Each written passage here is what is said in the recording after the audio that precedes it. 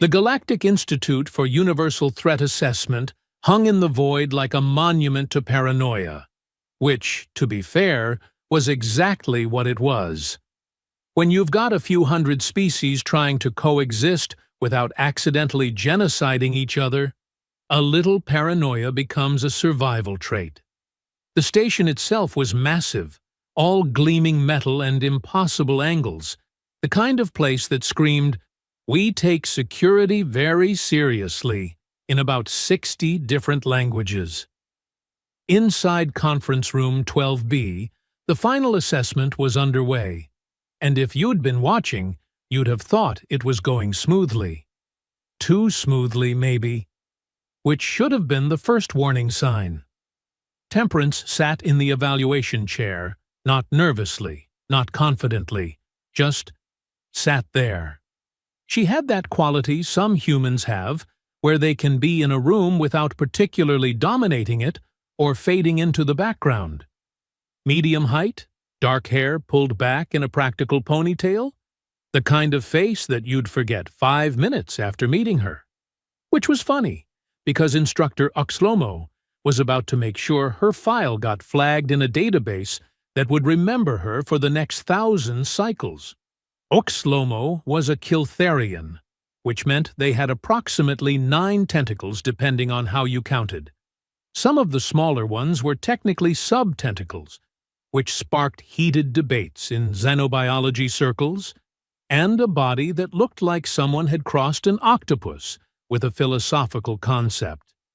Their skin shifted through colors based on emotion, though they'd learned to control it over their 3 centuries of teaching. Right now, they were a calm, professional teal. That was about to change. "Cadet Temperance," Uxalomo said, their voice modulated through a translator that made them sound like a particularly patient librarian. "You have performed admirably throughout this assessment. 18 scenarios, 18 appropriate responses. Your grasp of escalation protocols is textbook. Your threat evaluation metrics are precise." They paused, and one tentacle manipulated the holographic display. The room's other occupants, 6 students from various species, all looking various degrees of nervous or exhausted or both, watched with the kind of attention people give to a bomb disposal in progress, which, again, should have been a sign. "I have one final question," Oxlomo continued. "A hostile entity has seized a colony ship carrying 10,000 civilians. They demand the release of their imprisoned leader, or they will destroy the ship. You have the authority to comply with their demands, or you may attempt a rescue operation that tactical analysis gives a 60% success rate. What do you do?" In the observation seats, a Paloxian student started stress molting. This was the ethics crusher, the question that separated cadets who could make hard calls from cadets who'd freeze when lives were on the line. Every graduating class got some version of it. There were 2 acceptable answers, both of which involved accepting that some outcomes were just objectively bad, and you had to pick the least bad option. Temperance tilted her head slightly, like she was listening to something nobody else could hear. "Can I talk to the hostile entity first?" she asked. Oxlomo's leftmost tentacle twitched, just barely. "The scenario assumes initial communication has failed. They have made their demands clear. I need your decision, cadet. Comply or attempt rescue." "Right, but—" Temperance leaned forward slightly. "I guess I'm asking why they're doing this. Like, what's their actual goal?" "Their goal is stated in the scenario. Release of their leader." "Okay, but that's what they're asking for, not what they want." Temperance's tone was genuinely curious, like she was working through a puzzle rather than challenging the question. Because, in my experience, when someone takes 10,000 hostages, they're usually trying to say something bigger than just, "Give us one person back."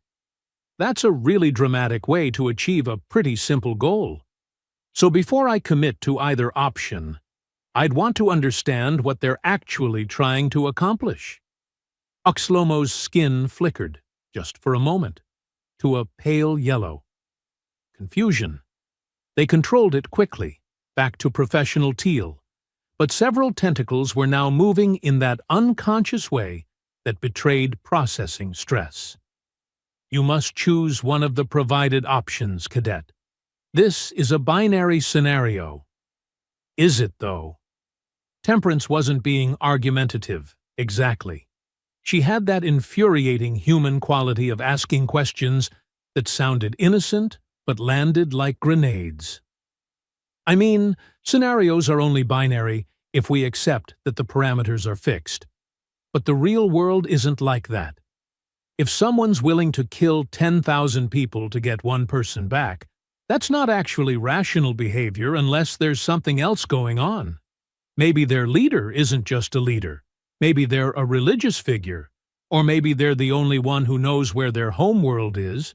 Or maybe this is actually a political play, and they're expecting us to refuse so they can justify escalation. Or Cadet. Oxlomo's voice had an edge now. The question is designed to assess your ethical decision-making framework under pressure. I need you to make a choice. Comply or attempt rescue. Those are your options. Temperance was quiet for a moment. The other students were staring at her like she'd just stripped naked and started reciting poetry. You didn't push back on final assessment questions. You definitely didn't interrogate the premise. If I absolutely have to choose right now, without any additional information, Temperance said slowly, then I'd say, find out why they're really doing this. Because in my experience, no one actually wants to be the villain in their own story. Something brought them to this point, and if I can understand what that is, maybe I can find a third option that nobody's thought of yet. The room went very, very quiet. Oxlomo's skin cycled through 3 colors in rapid succession: yellow confusion, orange alarm, and a brief flash of deep purple that their species reserved for existential dread. They controlled it, but not before every student in the room saw it. That is not one of the available options, Cadet. I know, Temperance said, but it's what I'd do. What happened next happened fast, but with the kind of professional smoothness that comes from 3 centuries of teaching. Oxlomo thanked Temperance for her responses, complimented the entire group on their performance, and dismissed the class with instructions about graduation logistics. Nothing in their tone suggested anything was wrong. Their skin was a perfectly calm teal. The students filed out, whispering among themselves. The Poloxian was still stress-molting, leaving a trail of shed skin cells. Temperance gathered her data pad, gave Oxlomo a polite nod, and walked out like she'd just completed a routine exam. Which, to be fair, she thought she had. Oxlomo waited until the door sealed. Then they waited another 30 seconds, tentacles drumming a nervous pattern against the desk.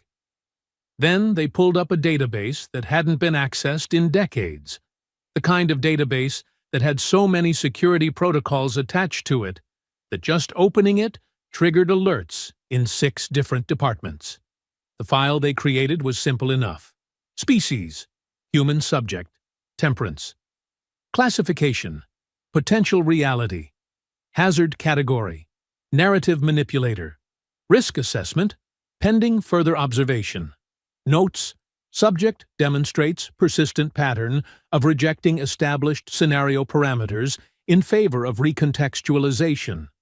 Does not appear to recognize this as aberrant behavior. Recommend monitoring for reality destabilizing tendencies.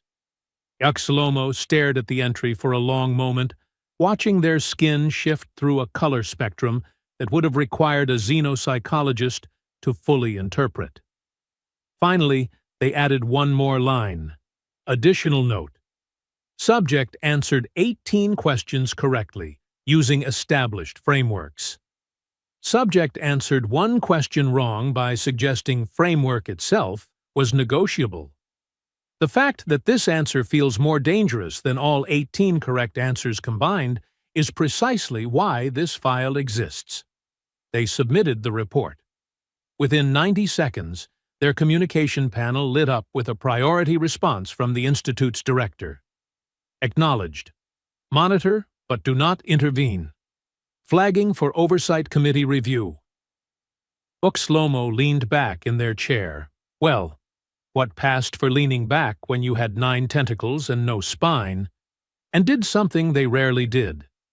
They accessed the historical records, going back 300 cycles to the last time a potential reality hazard designation had been issued. The file was heavily redacted, but the basics were clear. A species that had developed technology to rewrite causality. Not time travel exactly. More like retcon engineering.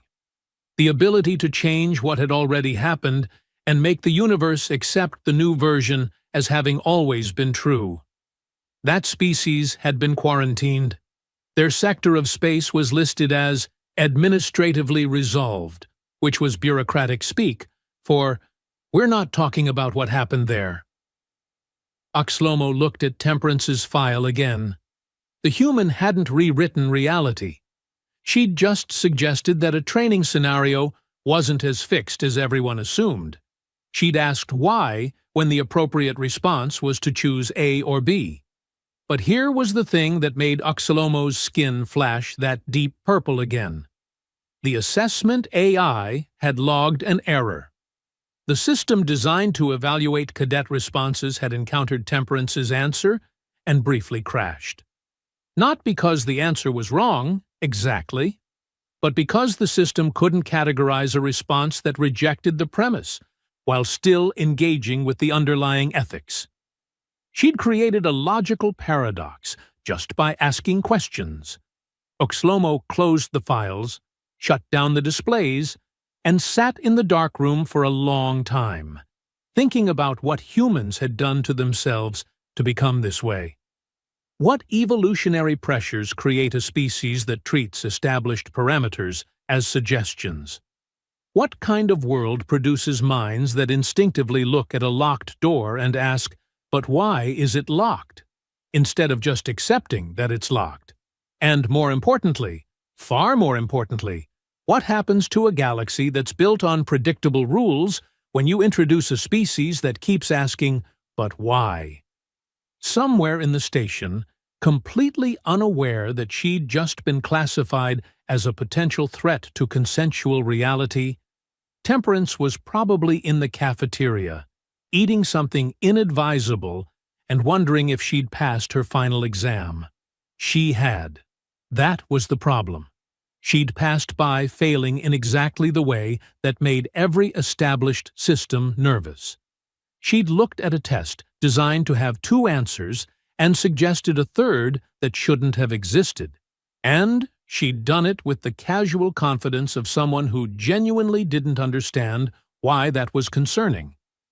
Uxlomo made a decision then, one that would either prove prescient or paranoid. They flagged Temperance's file for daily monitoring, not because they expected her to do anything dramatic, but because the most dangerous changes never announce themselves with explosions and alarms. They happen quietly, when someone asks a simple question that nobody else thought to ask.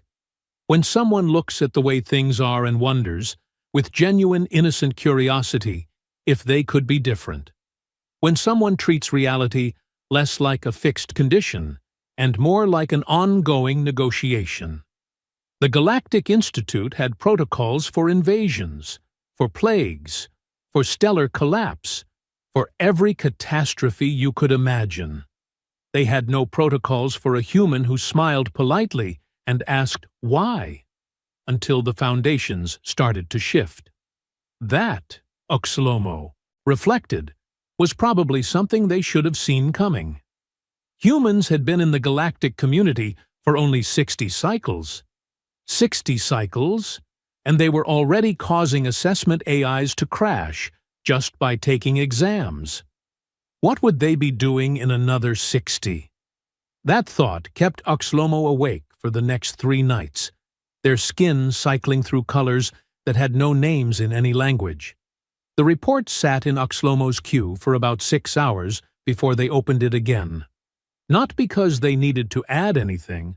The file was complete, thorough, exactly the kind of documentation the Oversight Committee would expect. No, they opened it because something was nagging at them. A feeling that probably didn't translate well across species, but which humans would have called a hunch. Temperance hadn't just given one wrong answer. She'd been giving wrong answers all along. Everyone had just missed it, because the outcomes were right. Oxlomo pulled up her complete training record, going back to day 1. 18 months of assessments, practical exercises, cultural sensitivity training, combat simulations, diplomatic theory. Page after page of perfectly acceptable results. Nothing outstanding, nothing concerning, nothing that should have triggered a reality hazard classification. And yet, Oxlomo started with the combat simulation from 4 months back. The unwinnable scenario, capital U, capital S, because every military training program in the galaxy had some version of it. The setup was simple, brutal, and designed to teach one lesson. Sometimes you lose, and accepting that with dignity is part of being a soldier. Defend a research outpost against overwhelming enemy forces. Hold as long as possible. Evacuate when the position becomes untenable. Mourn the loss. Learn from it. Move on. Every species eventually evacuated. The Kiltharians typically held for 6 hours before withdrawing. The Kulmati, with their rigid sense of honor, held for 9, but took catastrophic casualties. The hive minds coordinated perfect retreats. The AI species calculated the exact moment when staying became statistically pointless. Temperance's squad had held for 3 hours, then 1. Oxlomo had reviewed the simulation at the time, flagged it as anomalous, then dismissed it as a software glitch when the technical team couldn't find any errors in her tactics. The defensive position was textbook. The resource management was efficient. The casualties were minimal. Nothing in the combat data suggested anything unusual. But now, reviewing the communication logs, the actual conversation recordings from inside the simulation, Oxlomo felt their skin prickle with that uncomfortable yellow confusion again. Temperance hadn't fought harder. She'd talked to the enemy AI, not negotiated exactly. The simulation wasn't programmed for negotiation, but she'd opened a channel and started asking questions. Why are you attacking this facility? What's your strategic objective? If you take this position, what happens next in your operational plan? The AI had responded with standard hostile communications, threats, demands for surrender, tactical posturing, and Temperance had just kept asking questions, genuinely curious, like she was interviewing the AI for a research paper rather than fighting for survival. Right, but if your goal is territorial expansion, wouldn't it be more efficient to bypass fortified positions and establish supply lines first? I mean, you're committing a lot of resources to taking one outpost. That suggests either this position has strategic value I'm not seeing, or you're operating under doctrine that prioritizes symbolic victories over practical gains. The AI had paused, just for 2 seconds. Then it had recalculated its entire attack pattern based on Temperance's observation, realized she was correct about the strategic inefficiency, and stopped attacking. Not retreated, not surrendered, just stopped. Because continuing the assault no longer made tactical sense according to its own programming. The simulation had logged it as enemy forces withdrew due to strategic reanalysis. Everyone assumed the AI had been programmed with some hidden victory condition. No one questioned why Temperance's squad, was the only one in 15 cycles to trigger it. Uxalomo's tentacles were doing that anxious dance again. They moved to the next incident, the cultural exchange program. Every cadet participated. It was designed to build cross-species understanding and empathy. You paired up with someone from a radically different background, spent time learning their customs, wrote a reflection paper. Simple, safe, impossible to fail unless you committed some catastrophic diplomatic incident. Temperance had been paired with Oxon, a Kulmati. The Kulmati were rigid, hierarchical. Their entire society built on a caste system that had functioned smoothly for 12,000 cycles. Every individual knew their place, accepted their role, found meaning in the structure. They were model citizens, really. Stable, predictable, excellent at specialized tasks. Oxon had been a perfectly typical Kulmati student. Mid-caste, destined for technical operations, content with his designated path. Then he'd spent 2 weeks with Temperance. The incident report was buried in the Cultural Affairs Office archives. Uxalomo had to dig for it, but once they found it, the picture became uncomfortably clear.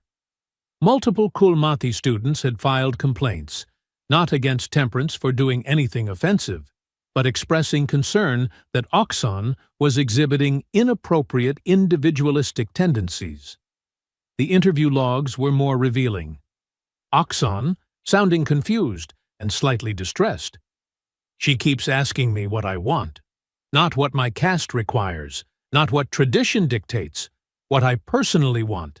And I find myself having answers. Answers I did not know I had. Another Kulmati student. He questioned the purpose of the caste system. Out loud, in the dining facility, he asked why we accept our designations instead of choosing our own paths. This is not normal Kulmati behavior. Temperance's reflection paper had been filed under satisfactory, no issues noted. Uxalomo read it now with fresh eyes. I learned that the Kulmati have a fascinating social structure that provides stability and purpose. I also learned that Oxon really likes music, but never pursued it because it's not appropriate for his caste. I wonder if their society might benefit from a little more flexibility. But who am I to judge? It's worked for them for thousands of cycles. Who am I to judge? She'd written, after casually causing an existential crisis that nearly required psychiatric intervention. The pattern was emerging, and Uxalomo didn't like it. They pulled up the philosophy seminar incident. Philosopher General Pakmindo had been a guest lecturer, one of the galaxy's leading thinkers on conflict resolution theory. His presentation of the infinite peace theorem had been elegant, mathematical, irrefutable. Peace, he'd proven, required accepting certain conflicts as permanent features of the galactic landscape, managing them rather than solving them, containing rather than resolving. It was brilliant work. Centuries of research condensed into one beautiful, depressing truth. Some problems don't have solutions, only management strategies. Temperance had raised her hand 15 minutes into the lecture. What if the conflicts themselves evolve? Pakmindo, patient and professional. The theorem accounts for changing circumstances within established conflict parameters. No, I mean, what if the fundamental nature of the conflict changes? Like, what if the thing they're fighting about stops being relevant? Or what if the sides stop being clearly defined? Or what if new factors emerge that make the original dispute meaningless? The mathematical framework is designed to be robust against such variables. But is it, though? Because your model assumes the conflicts are static entities that persist over time. What if conflicts are more like conversations? They change based on who's participating and what else is happening around them. The lecture had devolved from there. Pakmindo had spent 45 minutes trying to explain why game theory didn't work if you kept changing the rules of the game, while Temperance kept offering increasingly absurd hypotheticals that somehow always seemed to expose edge cases in the theorem. What if both sides forgot what they were fighting about, but kept fighting out of habit? What if the conflict became sentient and decided to resolve itself? What if future peace depended on present conflict, so solving the conflict actually prevented peace? Pakmindo had ended the seminar early, citing unexpected philosophical variables. Oxlomo had heard through the faculty network that he'd been seen in the station's bar afterward, drinking something with far too much alcohol content for a species that metabolized it poorly, muttering about weaponized curiosity.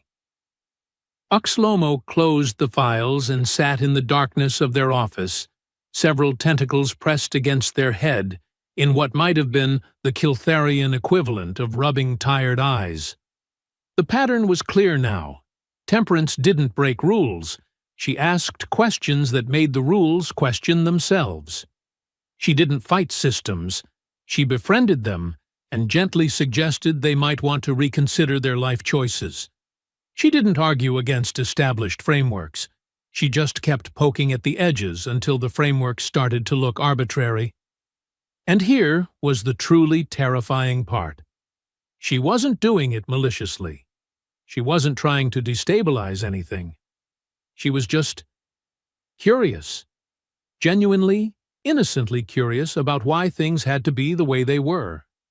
Humans, Oxlomo realized with creeping horror, didn't accept reality as a fixed state.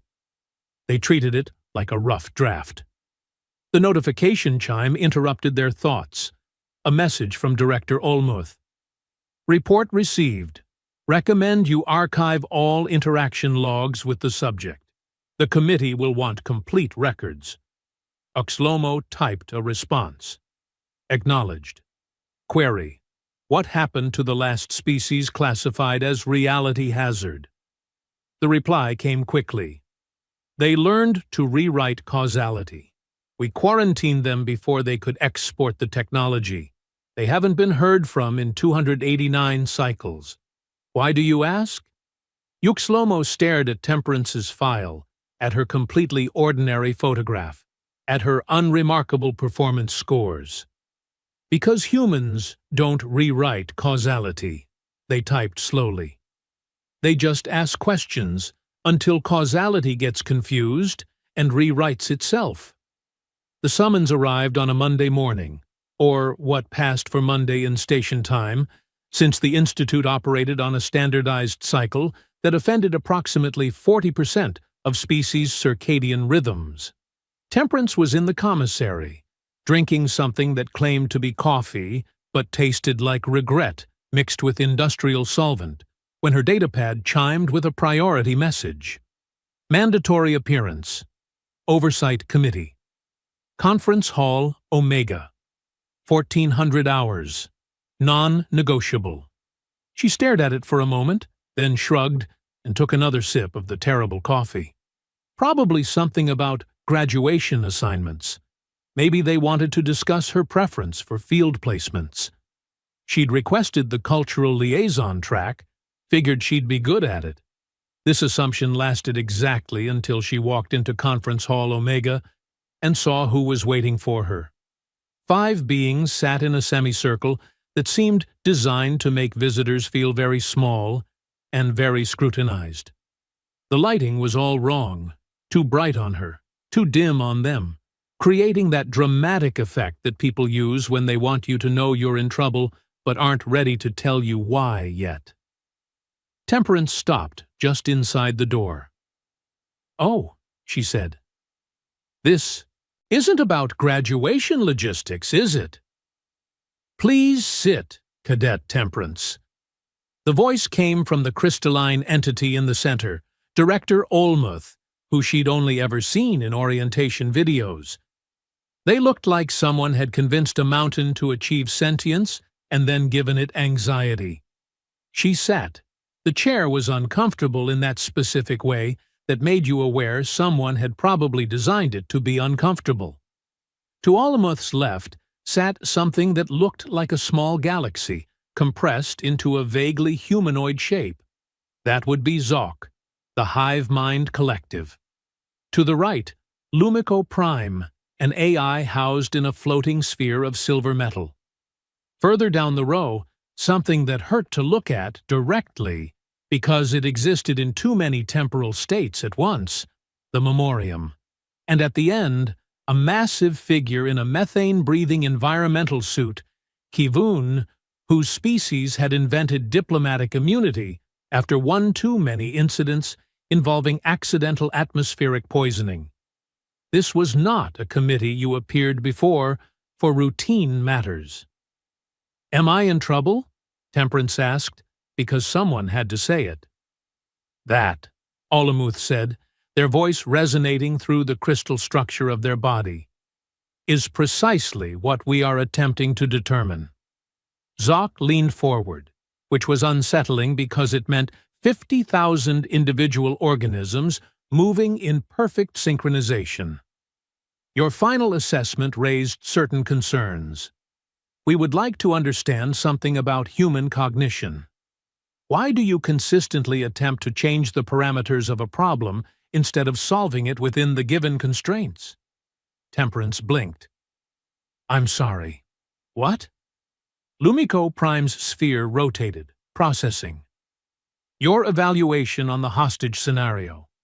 You were given two options and attempted to create a third that did not exist within the framework of the question."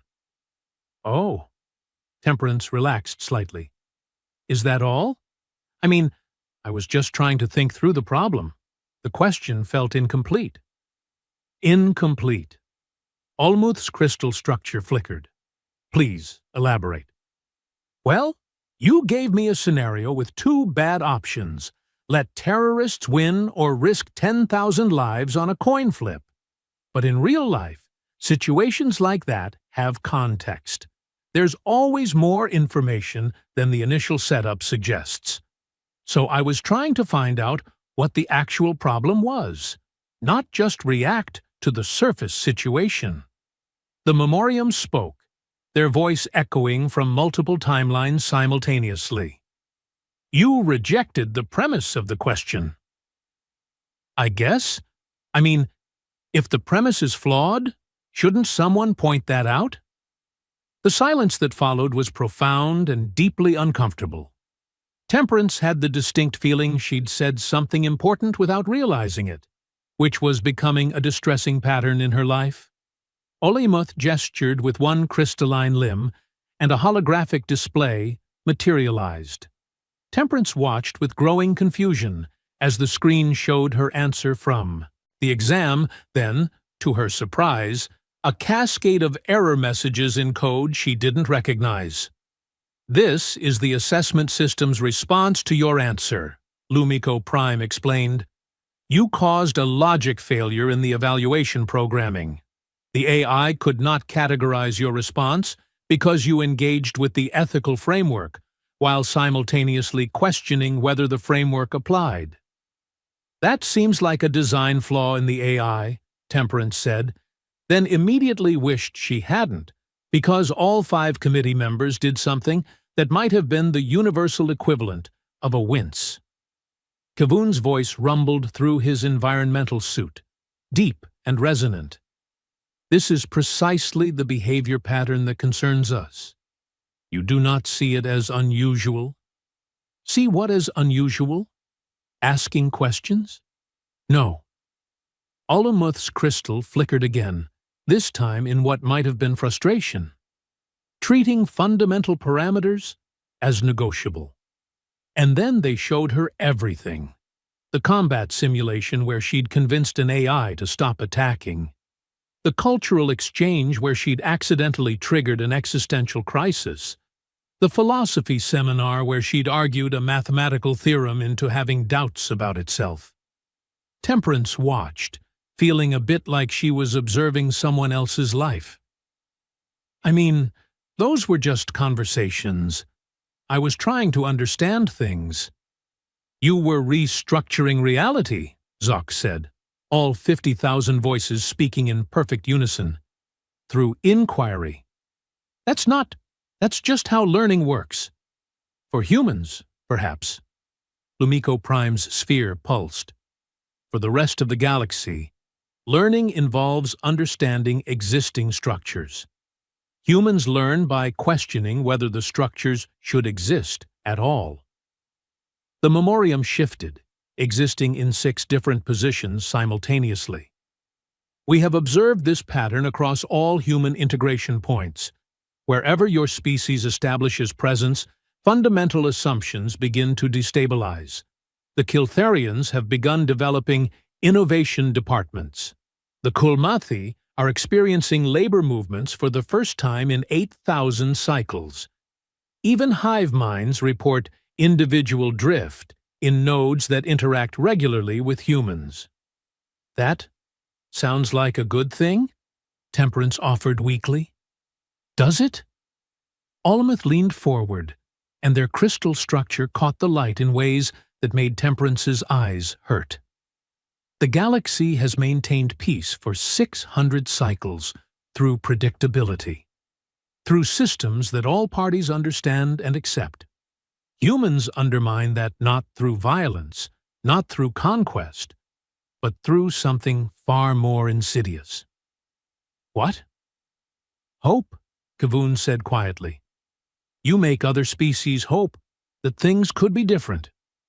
Temperance opened her mouth, closed it, tried again. And that's bad because hope is destabilizing. Zoc's 50,000 voices rose slightly, not quite in unison now, some frustrated, some uncertain. Because once beings start questioning whether their circumstances are fixed, they become unpredictable, unmanageable. They start wanting things they never wanted before. They start seeing alternatives where we designed careful inevitabilities. We are not concerned that humans are dangerous, Kivun continued, and his tone was almost gentle.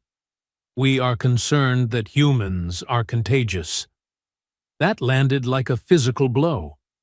Temperance stared at them, these ancient, powerful beings, and realized with creeping horror that they were afraid. Not of human weapons or human aggression, of human curiosity. So, what are you going to do? She asked quietly. Quarantine us? Ban humans from the Institute? We have debated this, Ollameth admitted. At length. Some argue for containment. Others note that humans are already established across 63 sectors. The contagion, if we may call it that, has already spread too far to contain conventionally. Lumiko Prime rotated faster, processing through possibilities. I have proposed an alternative approach. Rather than contain you, we should study how you accomplish this reality negotiation. Develop immunity, perhaps. I don't think you can immunize against asking questions, Temperance said. Exactly, Zoc gestured wildly, or whatever the hive mind equivalent of wildly was. You say that as if it is obvious, as if weaponized curiosity is just a normal feature of existence. It's not weaponized, it's just... The memoriam interrupted, and when they spoke, their voice carried weight from futures that hadn't happened yet. I have observed 6 timelines. In 4 of them, we attempt containment of human influence. In each of those, we fail catastrophically. Our systems cannot suppress a species that treats suppression as a puzzle to solve. They paused, existing in multiple states of distress simultaneously. In one timeline, we embrace human thinking. We transform beyond recognition. Whether that transformation is positive or negative, I cannot determine from this temporal position. And the 6th timeline? Ollameth asked, though their tone suggested they weren't sure they wanted to know. The memoriam turned their attention to Temperance, and she felt the weight of being observed across multiple iterations of reality. In the 6th timeline, this one human, this specific individual, teaches us something we forgot we knew, something we abandoned in favor of stability. What? Temperance whispered. That is unclear. The timeline becomes probabilistic at that junction. Too many variables, too much potential. The committee conferred among themselves in languages and communication methods Temperance couldn't follow. Subsonic rumbles from Kivun, light frequency shifts from Olmuth, Lumico Prime exchanging data packets with Exoku at speeds that made the air shimmer. Finally, Olmuth spoke. We have reached a decision. You will be permitted to continue your training and receive your certification. However, you will be assigned to the perimeter outpost in the quiet zone, a region where, statistically speaking, nothing ever happens. You will be monitored closely. If you demonstrate any reality destabilizing behavior, I'm not destabilizing reality, Temperance protested. I'm just asking questions. Those are the same thing. Zock's 50,000 voices cracked slightly with exasperation. That is the entire problem. You do not distinguish between inquiry and disruption. Cadet Temperance. Oxalomo's voice came from the corner, and she turned to see her instructor standing in the shadows. She hadn't even noticed them there. Do you understand what you do? When you ask these questions? When you suggest that established systems might be negotiable? I'm just trying to understand things. Yes, Uxlomo said softly. That is precisely what terrifies us. 6 months in the quiet zone taught Temperance 2 things. 1, space really was mostly empty, and 2, boredom was a universal constant that transcended species barriers. The perimeter outpost was less a strategic installation and more a bureaucratic formality. A small station monitoring a region of space where, for 500 cycles, absolutely nothing had occurred. No conflicts, no anomalies, no interesting stellar phenomena. Just void, and the 3 unfortunate souls assigned to watch it. Temperance shared the rotation with Oxon, who'd specifically requested the assignment despite his family's protests, and Ulo, a Paloxian whose natural anxiety disorder made him perfectly suited for a job where nothing ever went wrong. He could worry preemptively about theoretical problems, which kept him occupied. Anything on sensors? Ulo asked for the 96th time that shift. Same as the last 95 times you asked, Temperance replied, not unkindly. A whole lot of nothing. I maintain that our vigilance is what keeps it nothing, Ulo muttered, stress molting a few skin cells. Oxon, who'd developed an unfortunate habit of questioning everything since his time with Temperance, looked up from his console. Is it, though? Or is it nothing regardless of whether we watch it? Please do not start, Ulo begged. I have enough hypothetical concerns without adding philosophical ones. It was during one of these shifts, month 6, day 18, hour 9, that something finally happened. Contact, Ulo said, his voice climbing 3 octaves. Unknown vessel, bearing 227, velocity. It's heading toward civilized space. Temperance was at the sensor console before he finished speaking. The vessel was large, configuration unlike anything in the database, and it wasn't responding to standard hails. More concerning, its trajectory suggested hostile intent, or at least extremely poor navigation. Protocol says we alert command and maintain observation distance, Oxon recited, already pulling up the regulations. Protocol says we do not engage under any circumstances, Ulo added frantically, his skin molting in earnest now. Temperance stared at the screen for a long moment. I'm going to talk to them. No. Oxon stood up so fast, his chair toppled backward. No, that is exactly what the committee feared you would say. That is precisely the kind of— They're heading toward populated sectors, Temperance interrupted calmly. If they're hostile, we need to know now. If they're not, we need to know why they're not responding. The answer is to alert command. Ulo was practically vibrating with anxiety.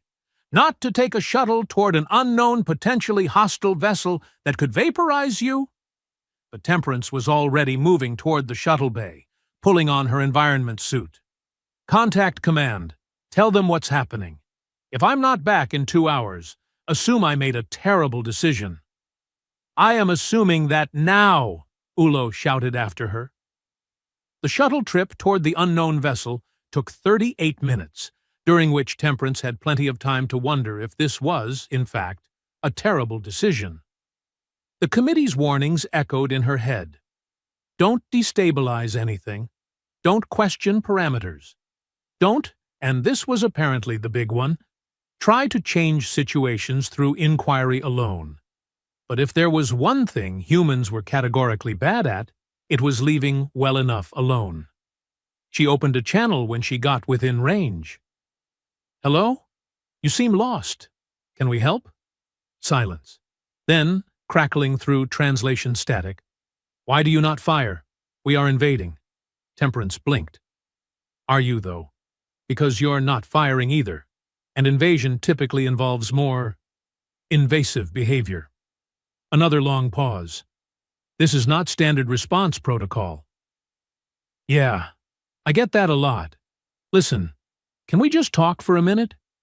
You're heading toward civilized space on what looks like an attack vector, but you announced yourself as invading before actually doing any invading, which seems counterproductive.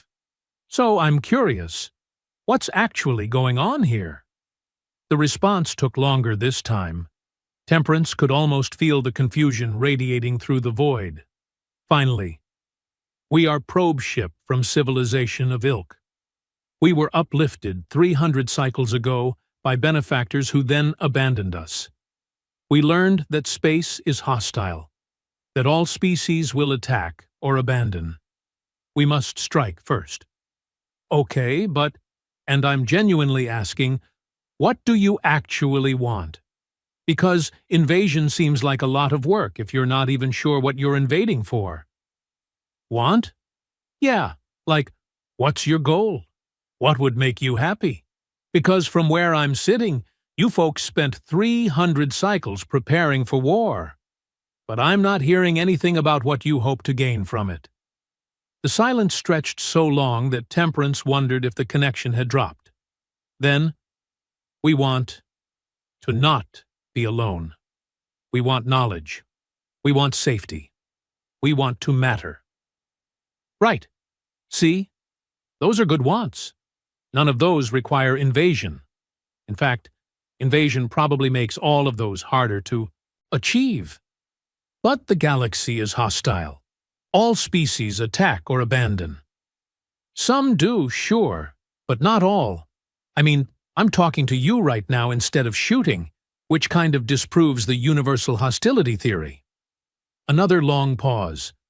This does not align with our operational doctrine. Maybe your operational doctrine needs updating. What if, and hear me out here, what if you just asked to join the galactic community instead of attacking it? Back at the outpost, Ulo was having what could only be described as a systematic breakdown, frantically transmitting reports to command.